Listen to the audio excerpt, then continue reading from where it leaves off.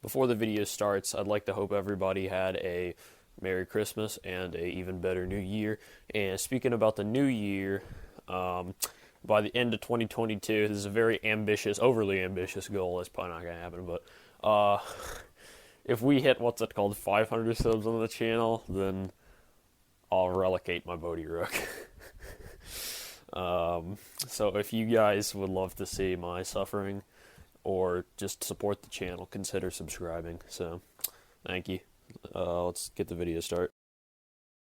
Henceforth, you shall be known as Darth Senate. Hello there, and welcome to the video. Today, I will be talking about and advertising my own farming guide, yeah. But, in all seriousness, where this thing is going is this is our 1 year anniversary of playing this video game. We're going free to play. I have a Sith Eternal Farming guide put out, similar to this, but we have unlocked the main man himself. See, you might be thinking, Senate, it took you an entire year to unlock Sith Eternal? No, it took me 11 months, and I've gotten a couple of other things along the way.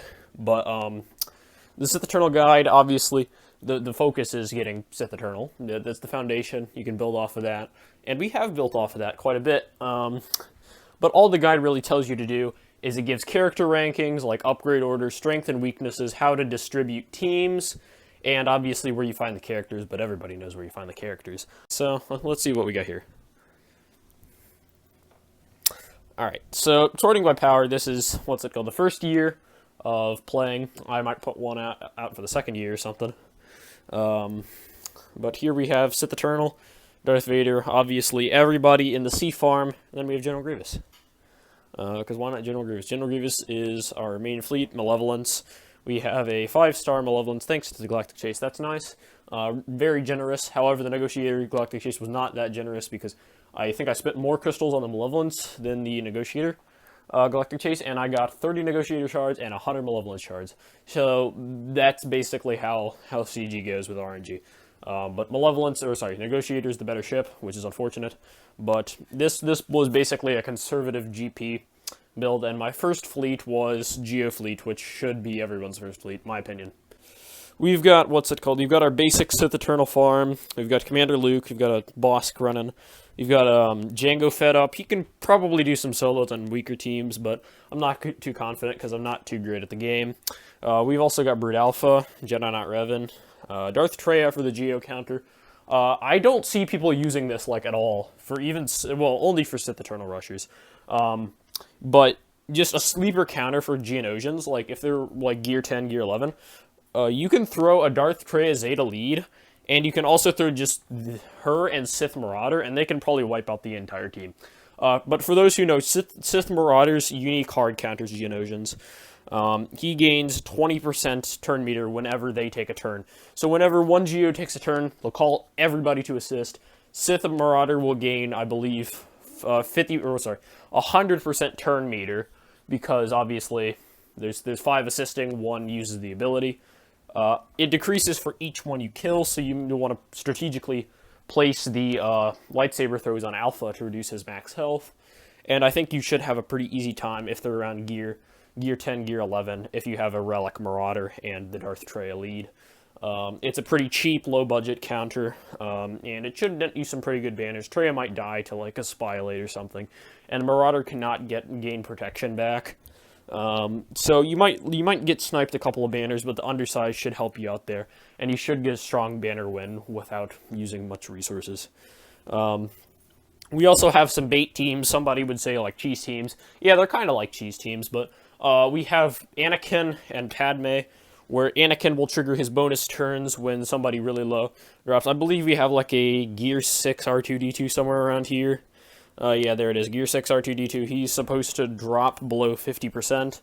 Anakin does the AoE. Padme heals and puts R2 above 50%. With General Grievous, obviously you can't really do that with GG, so you just have to get somebody to die, and Magna Guard is the sacrifice. He's always the sacrifice. Poor Maggie.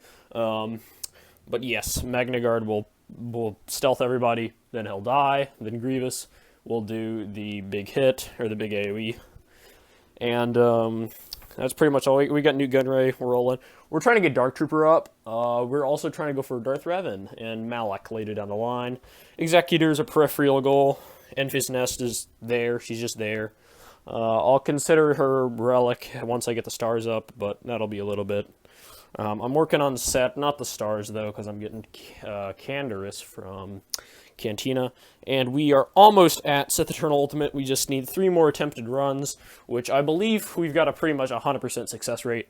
For those who don't know, for C Ultimate, you want to run Sith Eternal, Dooku, and Vader, and you can also stun and ability block Kylo and Rey, despite them being Galactic Legends. I don't know how that works, but they have special properties in the events allowing them to be stunned. So we'll take a look at my team distribution right here. This is obviously not the 100% recommended team distribution because I am not the greatest player at this video game. But here's what I've got so far. I've got the Empire.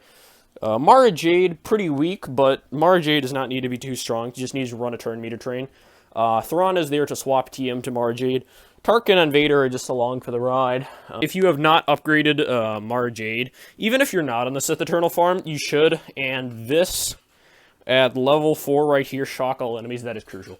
What you want to do, if you do not have a fast Mara Jade, which I don't, because obviously Gear 6 requires Kairos, kind of paywalled at the moment, but should be free to play farmable very soon.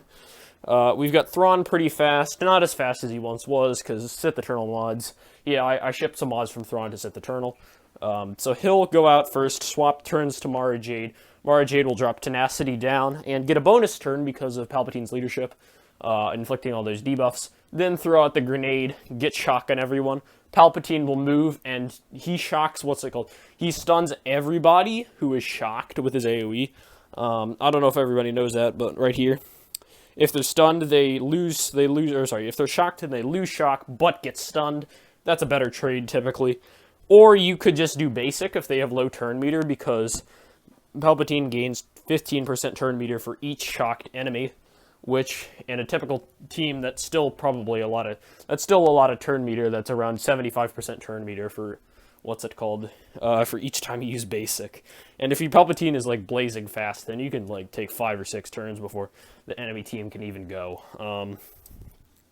But to play conservative, you want to just do this, and you can have a full team stun at the beginning of the game, and that's brutal. Along with Tarkin's debuffs and turn meter removal, you can just play Palpatine control the entire match, which this is one of my favorite teams now, is Palpatine control using Mara Jade. Vader doesn't help the control out a whole lot, but, I mean, he's Vader, why not? Then we have our Darth Maul right here. Sith Marauder, you could, obviously, like I said before, you can pull him for the Geonosian counter. He's a very good Geonosian counter. And we have one in there, Royal Guard. He's not a Sith, but you want, in my opinion, for the, where we're at, or where I'm at, I want somebody who can basically pre-taunt. Yeah, you might be thinking, Royal Guard doesn't have a pre-taunt, right? But Maul's leadership dictates that all Siths start in stealth. The Royal Guard is not a Sith, so everybody except Royal Guard will be in stealth. This completely negates abilities like Jedi Knight Revan's Mark. He can get around taunt, sure, but he can't get around stealth. And it's a pretty good hard counter for those things, but Maul Lead is more of a cheese team, and it's more to just annoy your opponent than it is actual punch. It's good at stripping banners, though, because it gives you an initial 10 or 20% turn meter boost. And then we have everybody's favorite team, the Five Stooges. This is my favorite team in the game, probably always will be. We have the Core 3, Veers, Stark, Piet. They're all requirements for Sith Eternal. We got our main man, Dark Trooper. Dark Trooper I will consider, well, I'll not consider. I will probably try to relic him. Gideon. I like Gideon because he can flip the script, run the table, whatever you may call it. Like I said in my Imperial Troopers turn meter video, Imperial Troopers guide video, card in the top right-hand corner. We have, a unique thing, interesting thing going on here, I suppose. And we have a fast Piet. For where I'm at, about 2 million GP. They cannot outrun a 365 Piet, obviously 20 speed given by the Veer's leadership. So the turn meter train will be rolling pretty well, because the Imperial Troopers, as long as they're not built with a flaw in them, they should be all as fast as the leading trooper. Moff Gideon will typically go last. He'll go last when all the other Imperial troopers are low on turn meter, and then he'll reset everybody's turn meter, and then Piet will go back with another opening turn. And that's basically where you run it back, troopers start again, enemy team is already what's it called, crippled due to the initial attacks, because two mass assists is definitely enough to kill one character. Especially even from like a Gear 9 Dark Trooper, Gear 9 Gideon. Gideon's also very useful with the Armor Shred. I never bothered taking up his leadership, but I'm sure he'll do pretty well with Imperial Remnants later down the line. And now we have B, Budget Eternal Emperor, everyone's favorite.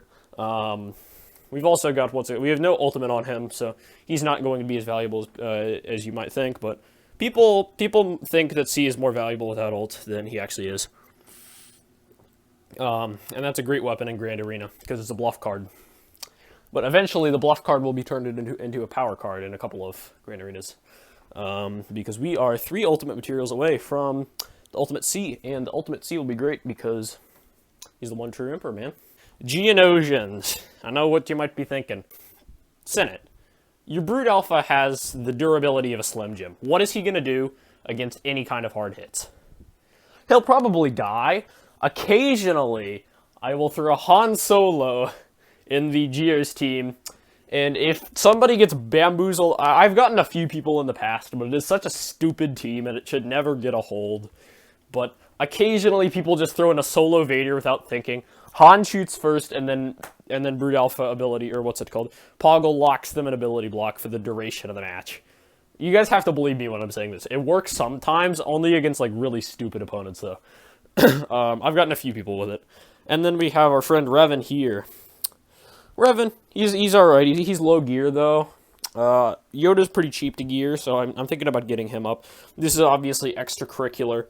Same with Geos. They aren't part of the Sith Eternal Farm. But yeah, Revan's up there. He's alright. We put Ezra as the last slot. I don't know who you really want as the last slot, but Ezra, I had him up before, so I've just thrown him in. Then the next team, this is the Padme bait. If you're not running a strong Padme team, I suggest do Anakin bait. And if you're a Sea Rusher especially, you'll have a Relic 7 Anakin, and you want some bait in typically cascading down from health. So if someone were to AoE this team, the ideal scenario is it drops Barriss below 50% but doesn't kill her. What will then happen, even if like Darth Vader's in Merciless Massacre, for example, he will always, Anakin will take priority over Vader. And he'll move even if Vader is in Merciless. He'll take his bonus turn, smash an AoE with double damage. And that's a Relic 7 Anakin too. I'm thinking about eventually substituting Padme with like Qui-Gon Jinn Omnicron, because that is a menace with a Relic 7 Anakin, and it's also probably great for the Sea Rushers now. But Padme is there because, or well, also with a Jedi Anakin Zeta, then Padme can move, heal up Barriss, or whoever you have there as bait, as long as they're not a level 1. Once they've dropped below 50%, they are now above 50%, so then they have to be dropped once more. The counter to this team is just focusing down Jedi Knight Anakin, but it's going to be a bit difficult with GK taunts popping up in the way. And obviously you want your GK. You don't necessarily need your GK to be too strong, but there's obviously those people who want Negotiator, so you do want a strong GK if you want Negotiator. And then we have our friends, the Bounty Hunters right here. We've got Mark up to Gear 12. He's knocking on the door of Gear 13, but he's probably not going to go there for a little while. I need to manage my Chirotex. Then we have our friend Grief, Mando, Boba, and Fennec. This is the speed contract team, running at about 250-something speed. Let me check what Mark's speed is. 258. So that's the top speed there. 258. Just hit the first guy you see with the contract up, and that should be 10 hits. One hit from Mark, 2 from Grief, 1 from Mando. We'll give Boba. We'll just say he's a failure and get only 1 hit from Boba, and then you'll get 5 hits from Fennec, because for those who don't know her basic ability, it hits for special damage for the enemy 5 times. So that is 10 hits immediately. And we're hoping that Mando crits. Mando should crit because he's pretty good with crits. And once he crits, he'll gain 30% turn meter, and he will move next, Disintegrate. That's 2 turns running at about 258 speed if Mando crits. If Mando does not crit, then that's a slight problem because we'll only be running at like 220. But Grief is also there to call another Mass Assist to hopefully get Mando to crit. And if Mando doesn't crit in either of his 2 times, then he's a failure and deserves to lose. So, the next team moving on is our friend Commander Luke Skywalker. I know I say our friend everyone, I don't know why. But Commander Luke Skywalker, he's pretty good, but 3PO and Leia are just filler. I think they might actually be liabilities at this point. No, they're not liabilities if they're all the same gear. No. But at this point, I want Luke to have guard. And I'm not too experienced with CLS teams, but I know that 3PO and Chewie is really good. I also hear C-3PO is really good as the 5th one.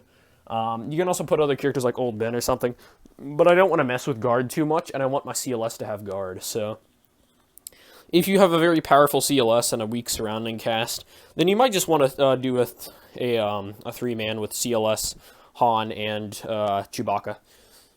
And yeah, it's expensive, sure. It's 3 legendary characters on 1 team, but we've seen worse. So the next one, the main man, MC Scammer. We all know him. We all fear him. Newt Gunray, Jango Fett, Count Dooku. It's a pretty simple team. Well, you might be thinking, Senate, these are 5v5 teams. Why are there 3 people here? That's because there was originally Daka and Zombie in the last 2 slots, but Sith Eternal has stolen them, so they're with C now. But this can easily be used as an offensive team, and is a very annoying, very annoying team. You have Dooku with all those counterattacks and protection recovery when he does counterattack because of the Zeta. Jango Fett with obviously starting in damage immunity is no fun. Double tapping on the basic and the big hits from the rocket. Max health down from the flamethrower. And Newt Gunray just putting extortion everywhere while camping in stealth. You never want that. The next one, General PP, is another name I had for General Grievous. We have a very weak Magna Guard just to bait out a kill early, and we're trying to get Grievous to just spam AoE, spam it as much as possible, snipe as many banners, or he could potentially wipe teams if he were to be higher relic, but he is not because I'm very stingy. But he is he's only relic 1, and he's already 124k health. That's a lot of health. That's more than my healthcare provides. Got B1, Droideka is there as filler. B2 is annoying. You can put him with like Grievous and stuff, or not Grievous. You can put him with Newt, and he can work. And then there's Krennic. Krennic is a disappointment. The next farms for the account would probably be Executor and Malak. Executors being the long-term goal, Malak probably short-term. Obviously, what we got to do first is get the bandos and get Bando up. Currently, we have 4 out of the 6 tiers complete, or 66%. And we have to get him to get Razor Crest, which is no fun. Nobody likes Razor Crest. Or nobody likes the Razor Crest farm, at least. Hopefully, it'll get better in, like, whatever it is, June, something, where it comes out to be easily farmable. Easily accessible. And then Malak, we finally beat the Ajunta Paul tier of Darth Revan. Never playing that again. Not even going to help anybody on it. There's going to be no Revan guide because I'll just have like non-flashbacks when I go into that mission. No, I'm just kidding. We might have a Darth Revan guide if. And I think we'll just try to inflate Karth a little bit because I don't want to gear him. So I'll just like throw the Zeta on him, but I'll probably like never use Old Republic. So that's kind of like a waste of Zeta, but you know, financial decisions. Here in the Senate, we make the greatest financial decisions. Especially playing this game, that's a great financial decision. Anyhow, we've got our Revan team down here, which I've named White Flag. That's probably what the Malak event is going to be. Just going to be a giant white flag. There's going to be a lot of anger, a lot of rage, a lot of leading to the dark side and the light side Malak event. Because apparently everybody says it's like broken, or not broken, obscenely difficult. So hopefully I have fun there. I won't.